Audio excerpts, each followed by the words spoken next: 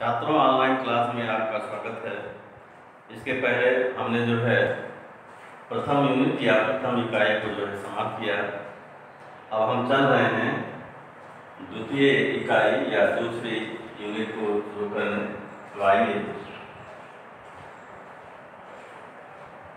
इकाई सेकंड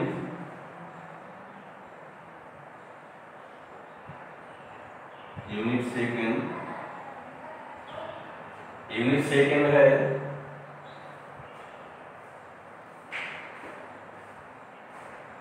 आनुवंशिकता या इसको लिख सकते हैं आनुवंशिकी एवं विकास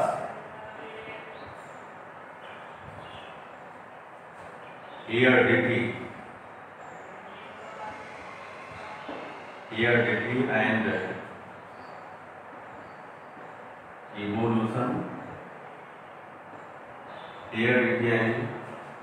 evolution तो जान लीजिए इसे जो है 3 खंडों में विभक्त किया गया है। प्रथम को कहते हैं वंशागत एवं विविधता। वंशागत एवं विविधता हेरेडिटी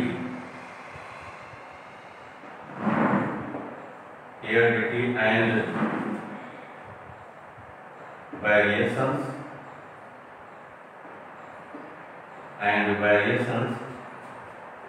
सेकंड खंड है वंशागत का आणविक आधार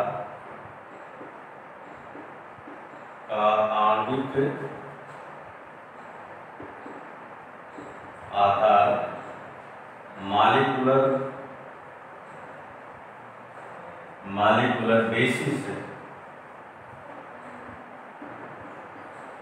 ऑफ हेरेडिटी या इनहेरिटेंस बताया जा सकता है। हेरेडिटी अब इसमें जो है 2 चैप्टर हैं। नंबर 1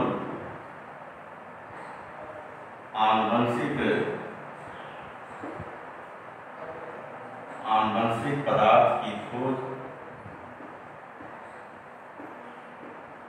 आनुवंशिक पदार्थ की खोज एवं डीएनए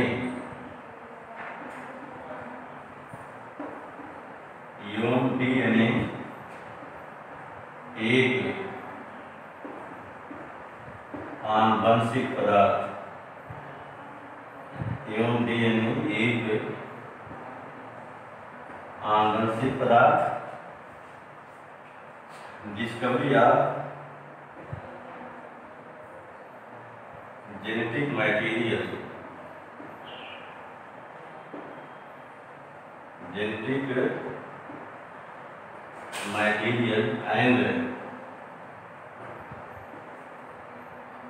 एंड डीएनए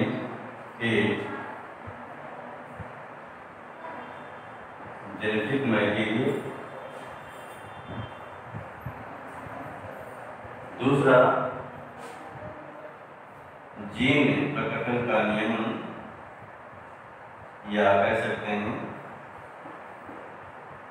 जीन अभिव्यक्ति या प्रकटन का नियमन।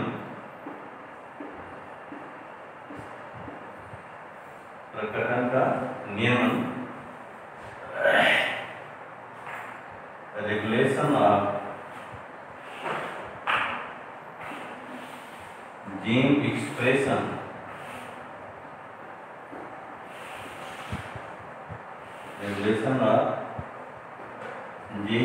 एक्सप्रेशन आई तीसरा खंड है विकास इवोल्यूशन इवोल्यूशन, इसमें भी जो है कई चैप्टर हैं। नंबर 1 जैव विकास एवं जैव विकास के प्रमाण एवं जैव विकास के प्रमाण, इसमें ऑर्गेनिक इवोल्यूशन,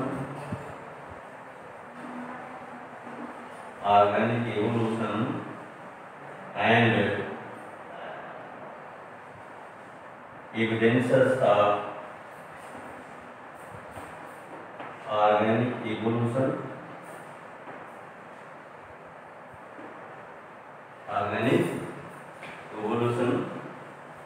दूसरा चैप्टर जैव विकास के सिद्धांत,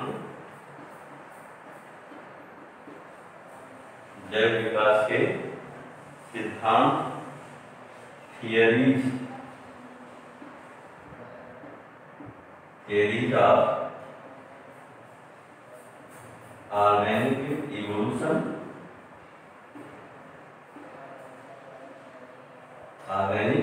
इवोल्यूशन।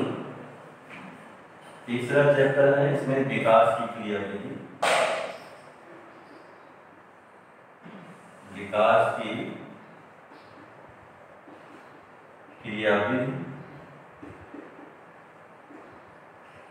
मैकेनिज्म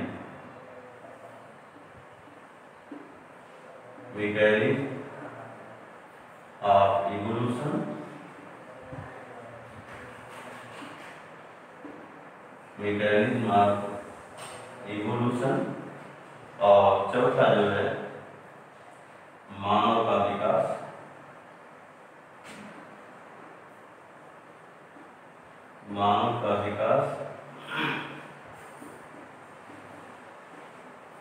इवोल्यूशन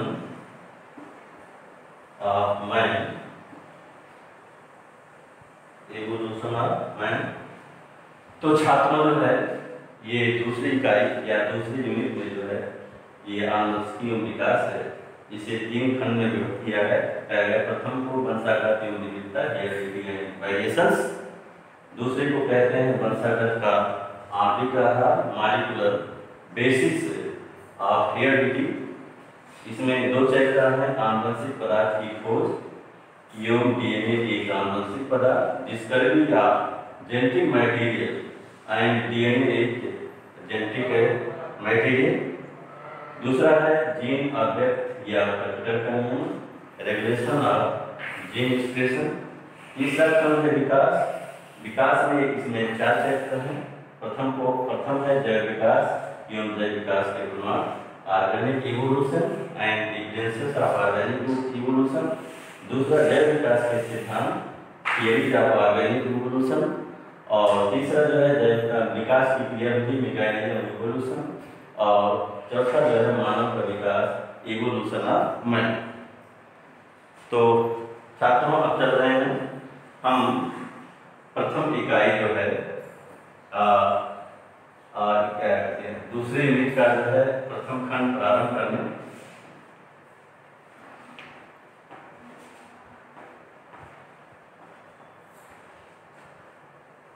प्रथम खंड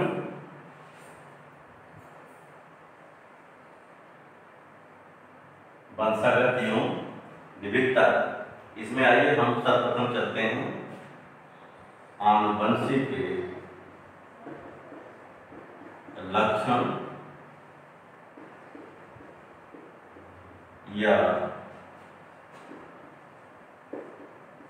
आनुवंशिक विशेषण,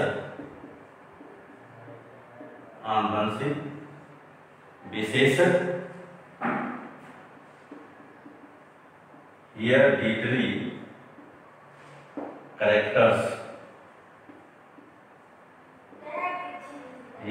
characters or traits ध्यान दीजिएगा, आनुवंशिक लक्षण या आनुवंशिक विशेषक क्या है? ऐसे लक्षण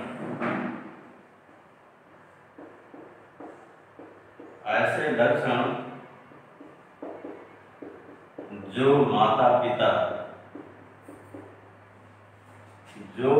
पिता से उनकी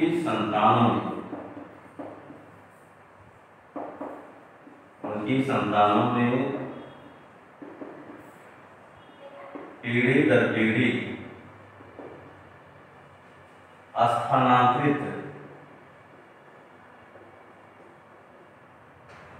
स्थानांतरित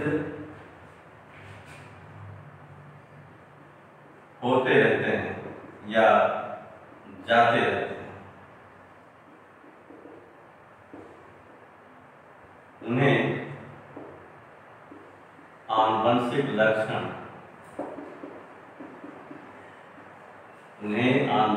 लक्षण या विशेषक कहते हैं। उन्हें आनुवंशिक लक्षण या विशेषक कहते हैं। ध्यान दीजिए, आप जो भी किसी भी जंतु या जीव की संतानें उत्पन्न होती, जैसे हम लोग हैं, तो हमारे लक्षणों में माता पिता के लक्षणों से कुछ विभिन्नताएं होती हैं, कुछ समानताएं होती हैं, अर्थात उनके कुछ लक्षण हमारे में जो होते हैं वो समान रूप से दिखाई देते हैं। तो उन्हीं लक्षणों को वो जो है वो माता पिता से किस में आए? हम लोगों में आए। इस प्रकार ऐसे लक्षण या वह लक्षण जो माता पिता से उनकी संतानों में पीढ़ी दर पीढ़ी जाते रहते हैं या स्थानांतरित होते रहते हैं, उन्हें आनुवंशिक लक्षण या विशेषक कहते हैं। नेक्स्ट पॉइंट आइए, आनुवंशिकता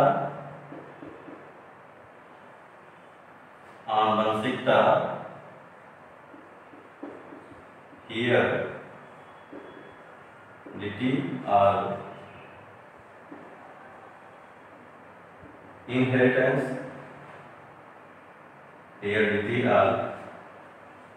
inheritance, ध्यान दीजिएगा। आनुवंशिक लक्षण जो होते हैं माता पिता से संतान में किस प्रकार स्थानांतरित होते हैं, किस प्रकार जो है वो जाते हैं, उसी के अध्ययन को जो है क्या कहते हैं? आनुवंशिकता कहते हैं। तो यहाँ लिखेंगे आनुवंशिक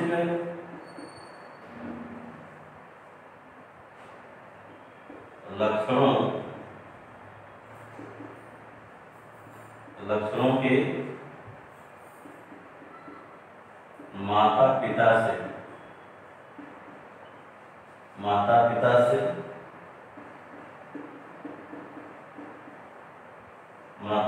से संतानों में स्थानांतरित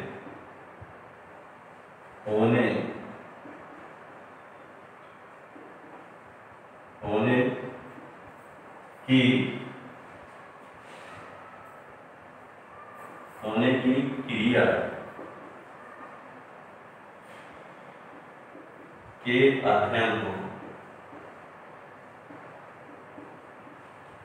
आनुवंशिकता कहते हैं। क्या कहते हैं? आनुवंशिकता कहते हैं। अर्थात आनुवंशिक लक्षण जो होते हैं माता पिता से संतानों में किस प्रकार जो है स्थानांतरित होते हैं या जाते हैं, जब उसका अध्ययन किया जाता है उसी को हम आनुवंशिकता कहते हैं। इस प्रकार आनुवंशिक लक्षणों के माता पिता से संतानों में स्थानांतरित होने की क्रिया के अध्ययन को जो है आनुवंशिकता कहते हैं। क्या कहते हैं? आनुवंशिकता कहते हैं।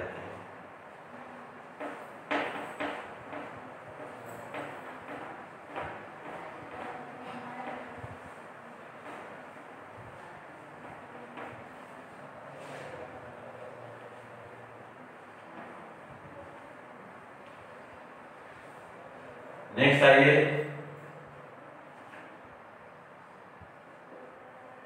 आनुवंशिकी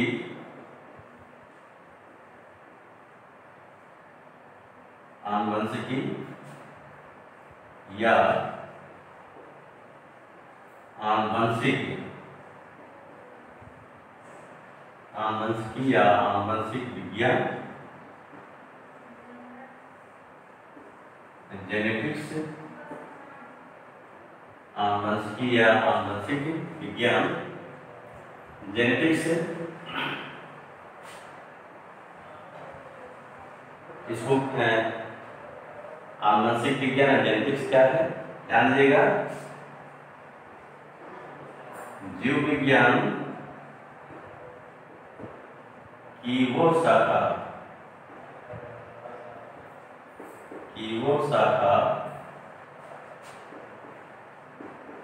जिसके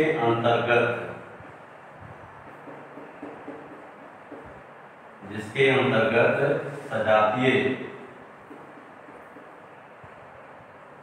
सजातीय एवं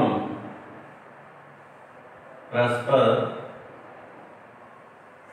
संबंधित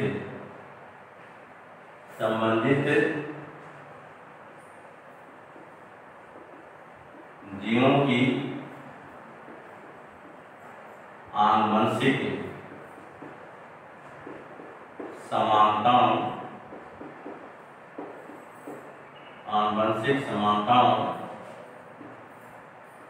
एवं विभिन्नताओं का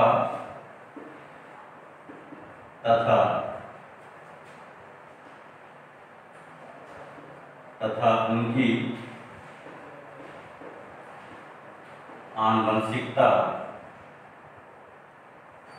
का अध्ययन किया जाता है।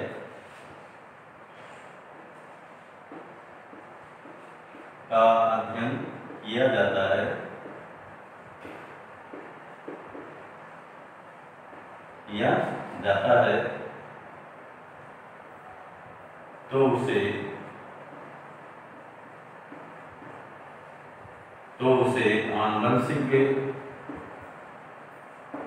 आनुवंशिकी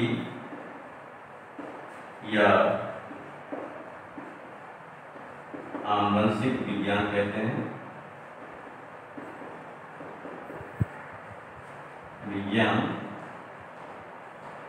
या कहा जाता है। फिर समझिए, जीव विज्ञान की वो शाखा जिसके अंतर्गत सजातीय एवं परस्पर संबंधित जीवों की आनुवंशिक समानताओं एवं विभिन्नताओं का तथा उनकी आनुवंशिकता का अध्ययन किया जाता है, उसे आनुवंशिकी या आनुवंशिक विज्ञान कहा जाता है या कहते हैं। नीचे यहाँ नोट में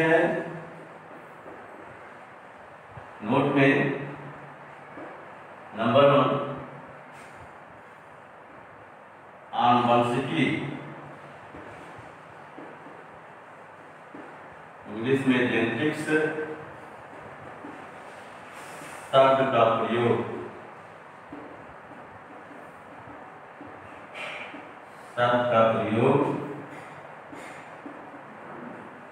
सर्वप्रथम बेटसन नामक वैज्ञानिक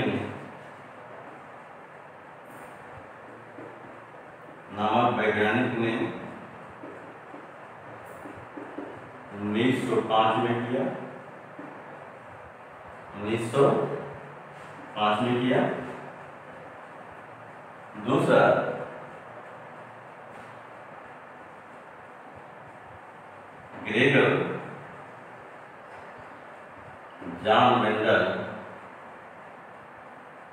ग्रेगर जॉन मेंडल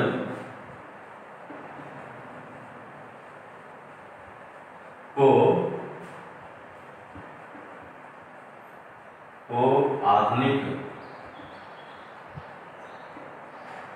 आधुनिक आनुवंशिकी या आनुवंशिकी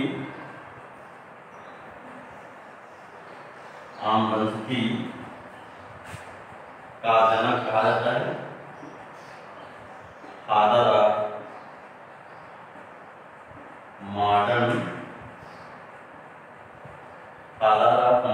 जेनेटिक्स,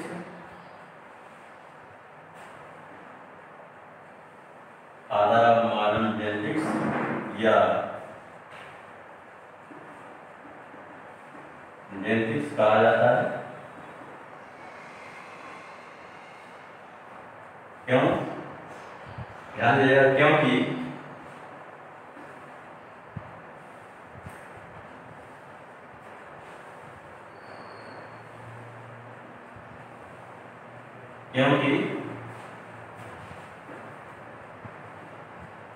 इन्होंने सर्वप्रथम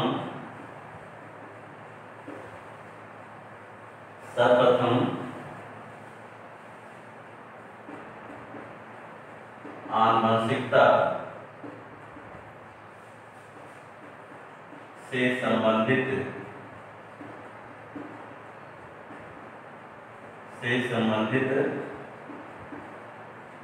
मटर के पौधे पर प्रयोग किया।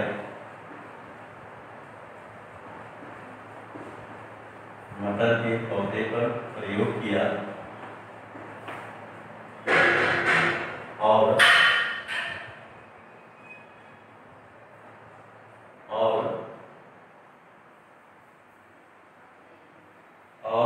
1866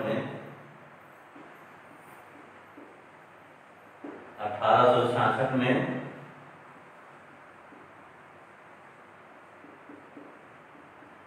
आनुवंशिकता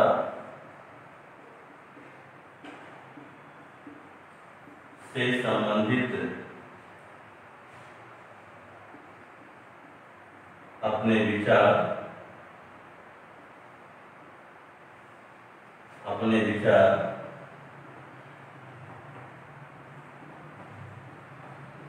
प्रस्तुत किया।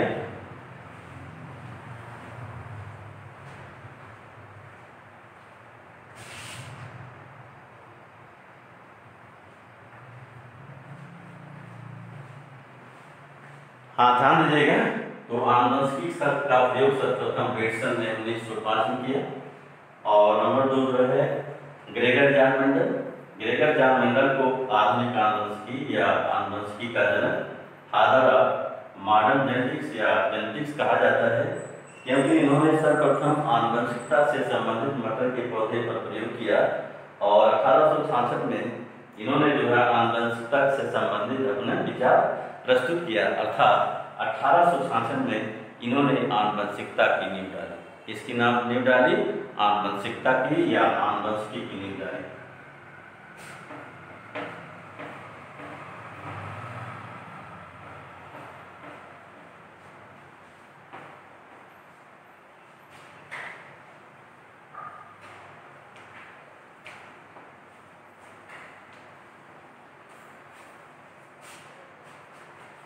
आइए आगे चलते हैं।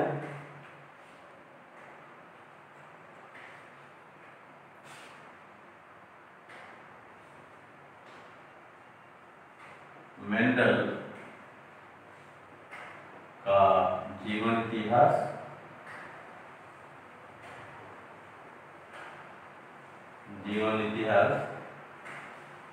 एवं आनुवंशिकी, यह लिख सकते हैं मेंडल का जीवन इतिहास, life history of Gregor John Mendel,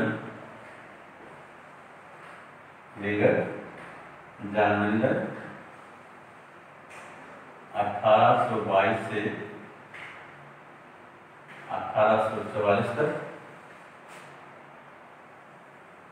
तो इनके जीवन इतिहास को मैं कई खंडों में बांट दे रहा हूं। नंबर 1 आइए, जन्म, बर्थ। ध्यान दीजिएगा, इनका जन्म 22 जुलाई 1822 को ऑस्ट्रिया, एक कंट्री है ऑस्ट्रिया देश में ब्रून सिटी या नगर कह सकते हैं, ब्रून नगर के हाइजन डार्थ गांव में एक माली परिवार में हुआ, एक माली परिवार में हुआ।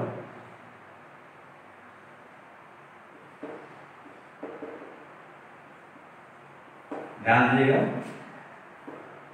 इनके पिता को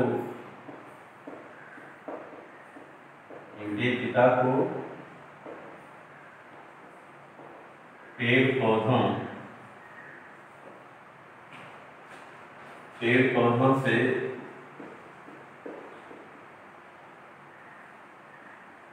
पौधों से अत्यंत लगाव था, जिसका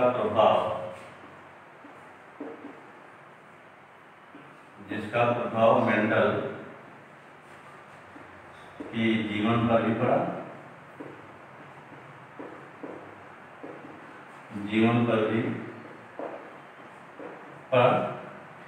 नेक्स्ट आते हैं, इन्होंने शिक्षा कहाँ से ग्रहण किया। नंबर 2, शिक्षा एजुकेशन। ध्यान दीजिएगा, मेंडल ने इन्होंने वियना विश्वविद्यालय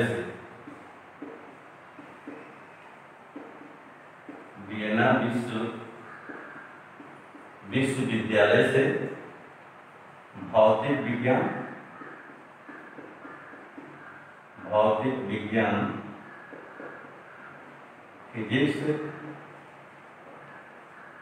फिजिक्स गणित विज्ञान मैथमेटिक्स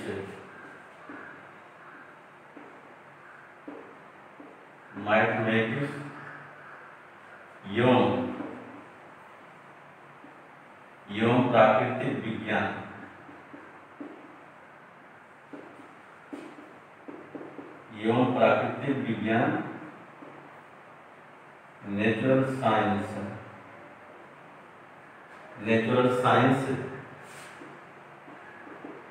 में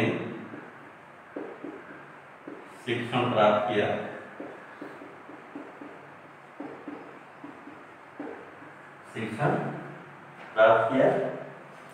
दूसरा ये शिक्षण का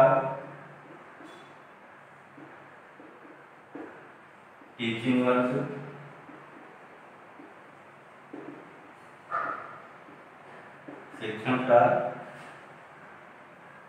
वर्क, हाँ ध्यान दीजिएगा,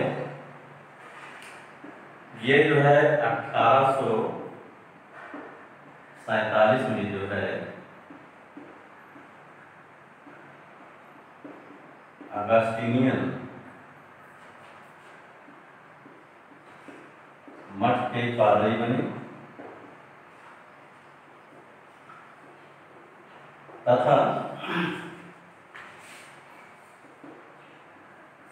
इन्होंने 1854 से 14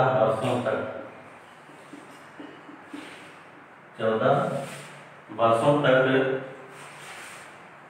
ब्रून मॉडर्न स्कूल में भौतिक विज्ञान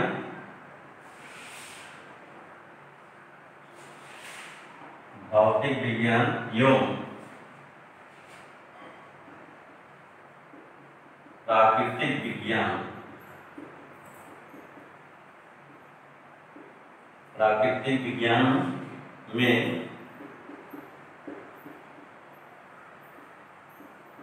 शिक्षण के साथ साथ मटर के पौधे पर प्रयोग करते रहे, मटर के पौधे पर प्रयोग करते रहे। नेक्स्ट आइए प्रयोग,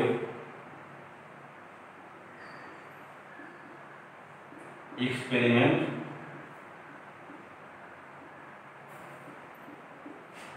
तो अभी हमने बताया कि जो है शिक्षण कार्य के साथ मटर के मटर के पौधे पर प्रयोग करते रहिए। तो ध्यान दीजिएगा, शिक्षण कार्य के साथ साथ ये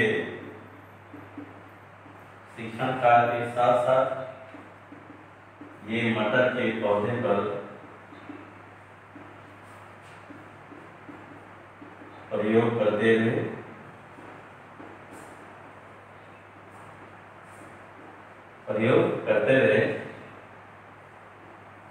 तथा अपने प्रयोग से प्राप्त निष्कर्षों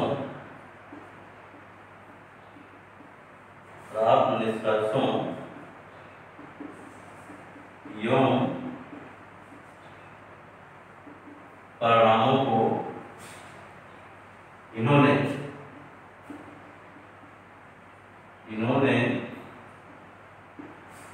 अपने शोध पत्र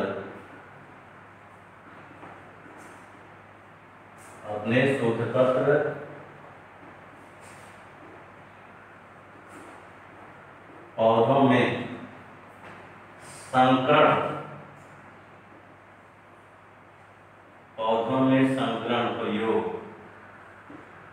हाइब्रिडाइजेशन,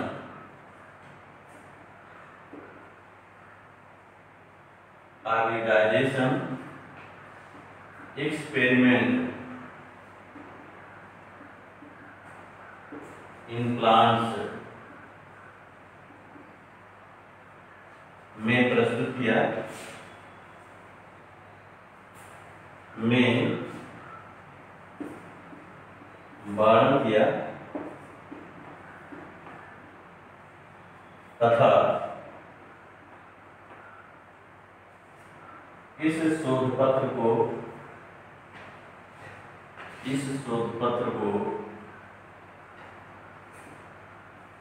इन्होंने 1865 में, वहाँ ऑस्ट्रेलिया में एक सोसाइटी थी, 1865 में रोम नेचुरल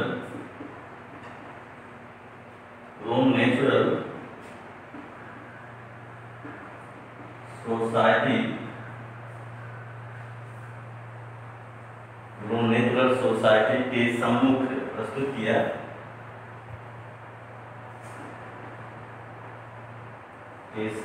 प्रस्तुत किया।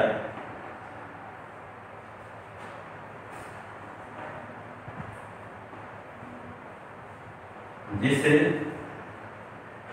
सोसाइटी ने अपनी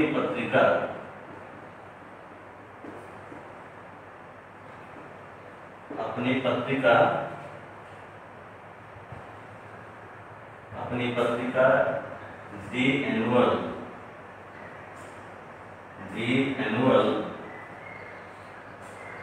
प्रोसीडिंग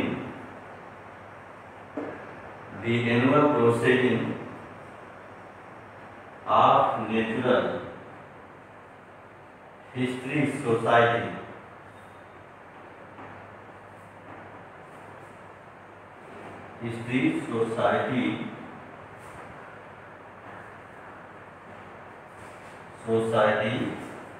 ऑफ ब्रून, इसका पूरा नाम है पत्रिका का the annual proceeding of natural history society के माध्यम से से 1866 में प्रकाशित किया। 1866 में प्रकाशित किया। तो इस प्रकार छात्रों इनके जीवन इतिहास को जो है ये 4 चरणों में विभक्त किया गया है। प्रथम है जन्म। तो मेंडल का जन्म 22 जुलाई 1822 में ऑस्ट्रिया देश के ब्रून शहर में आलिंडॉर्फ नामक गांव में एक माली परिवार में हुआ था। इनके पिता एक माली थे। उनको जो है पेड़ पौधों से अत्यंत लगाव था, जिसका प्रभाव मेंडल के जीवन पर भी पड़ा। दूसरा शिक्षा, इन्होंने मेंडल ने वियना विश्वविद्यालय से भौतिक विज्ञान, फिजिक्स, गणित विज्ञान, मैथमेटिक्स एवं प्राकृतिक विज्ञान, नेचुरल साइंस में इन्होंने शिक्षा ग्रहण किया था, शिक्षण प्राप्त किया। दूसरा शिक्षण का ये जो है 1847 में अगस्टीनियन मठ के पादरी बने तथा इन्होंने 1854 से 14 वर्षों तक ब्रून मॉडल स्कूल में भौतिक विज्ञान एवं प्राकृतिक विज्ञान में शिक्षण का कार्य किया। शिक्षण के साथ साथ ये मटर के पौधे प्रयोग करते रहे। दूसरा एक्सपेरिमेंट हमने बताया कि शिक्षण कार्य के साथ साथ ये मटर के पौधे पर अपने बागवानी में प्रयोग करते रहे तथा इन्होंने अपने प्रयोग से प्राप्त निष्कर्षों एवं परिणामों को अपने शोध पत्र पौधों में संकरण प्रयोग हाइब्रिडाइजेशन एक्सपेरिमेंट इन प्लांट्स में वर्णन किया तथा अपने शोध पत्र या थीसिस को जो है इन्होंने 1865 में ब्रून नेचुरल सोसाइटी के सम्मुख प्रस्तुत किया, जिसे सोसाइटी ने अपनी पत्रिका the annual proceeding of natural history society of Brunn के माध्यम से 1866 में प्रस्तुत किया। तो छात्रों आज का ऑनलाइन क्लास हम यहाँ पर समाप्त कर रहे हैं। इसके आगे जो है हम कल चर्चा करेंगे।